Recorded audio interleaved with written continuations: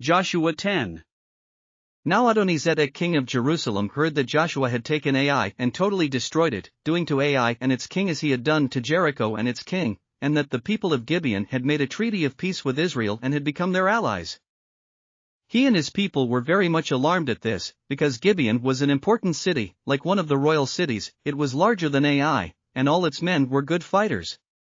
So Adoni-Zedek king of Jerusalem appealed to Hoam king of Hebron, Piram king of Jarmuth, Japhia king of Lachish and Debir king of Eglon. "Come up and help me attack Gibeon," he said, because it has made peace with Joshua and the Israelites. Then the 5 kings of the Amorites, the kings of Jerusalem, Hebron, Jarmuth, Lachish and Eglon, joined forces. They moved up with all their troops and took up positions against Gibeon and attacked it. The Gibeonites then sent word to Joshua in the camp at Gilgal, "Do not abandon your servants. Come up to us quickly and save us. Help us, because all the Amorite kings from the hill country have joined forces against us." So Joshua marched up from Gilgal with his entire army, including all the best fighting men. The Lord said to Joshua, "Do not be afraid of them, I have given them into your hand. Not one of them will be able to withstand you." After an all-night march from Gilgal, Joshua took them by surprise. The Lord threw them into confusion before Israel, so Joshua and the Israelites defeated them completely at Gibeon. Israel pursued them along the road going up to Beth-horon and cut them down all the way to Azekah and Makkedah. As they fled before Israel on the road down from Beth-horon to Azekah, the Lord hurled large hailstones down on them, and more of them died from the hail than were killed by the swords of the Israelites. On the day the Lord gave the Amorites over to Israel, Joshua said to the Lord in the presence of Israel, "Sun, stand still over Gibeon. And you, moon, over the valley of Ajalon."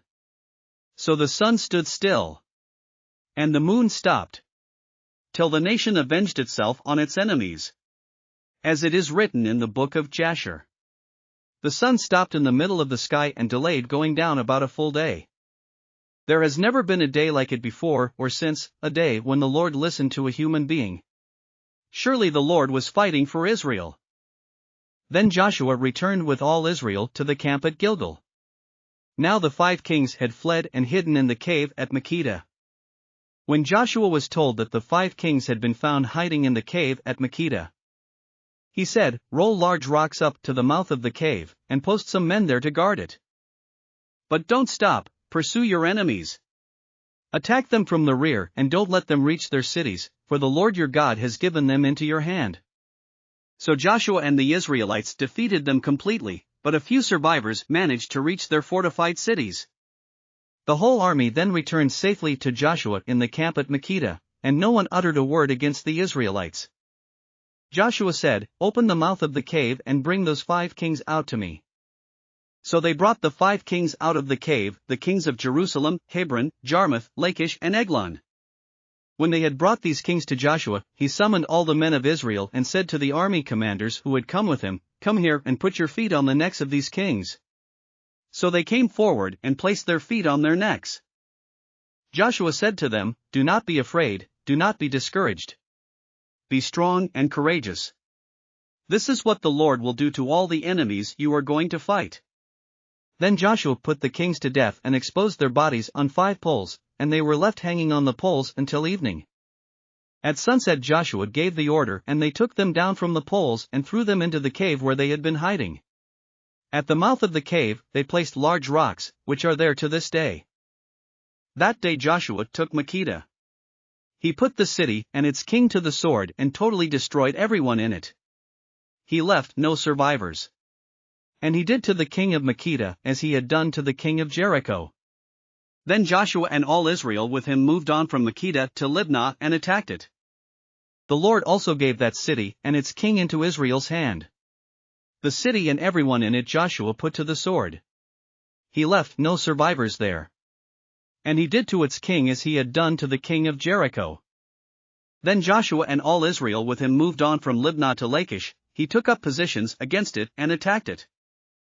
The Lord gave Lachish into Israel's hands, and Joshua took it on the 2nd day. The city and everyone in it he put to the sword, just as he had done to Libnah.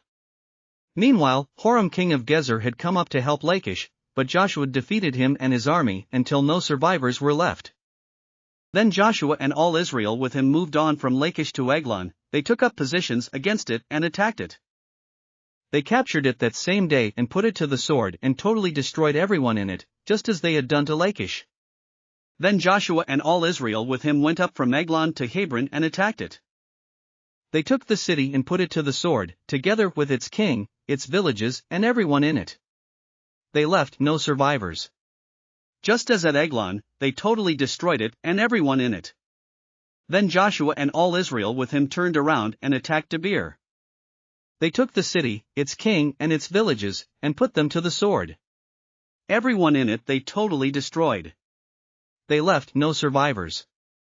They did to Debir and its king as they had done to Libnah and its king and to Hebron. So Joshua subdued the whole region, including the hill country, the Negev, the western foothills and the mountain slopes, together with all their kings. He left no survivors. He totally destroyed all who breathed, just as the Lord, the God of Israel, had commanded. Joshua subdued them from Kadesh Barnea to Gaza and from the whole region of Goshen to Gibeon. All these kings and their lands Joshua conquered in one campaign, because the Lord, the God of Israel, fought for Israel. Then Joshua returned with all Israel to the camp at Gilgal.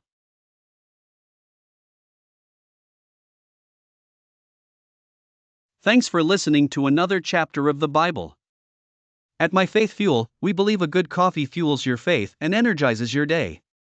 Please visit myfaithfuel.com to explore our delicious coffee blends.